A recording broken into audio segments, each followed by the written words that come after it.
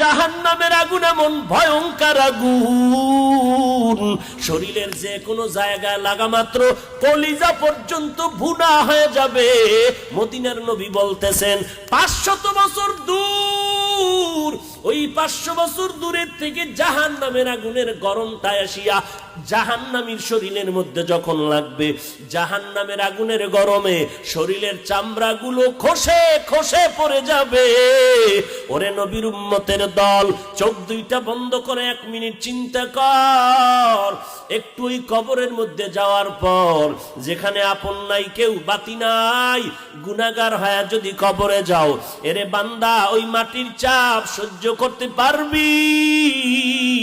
ওই কবরের মধ্যে জাহান্নামের আগুন সহ্য করতে পারবানি রে বাবা?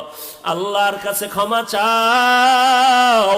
ও আল্লাহ, আমার মতো দুর্বল আর কেউ নাই, একটা বেতের বাড়ি সহ্য করতে পারি না, জাহান্নামের আগুন আর কেমন করে সহ্য করব? এই কথাটা যার দিলে আসছে তারা ঘুমাইতে পারে না, তারা কান্না কান্না খানা খাইতেছে, হঠাৎ করে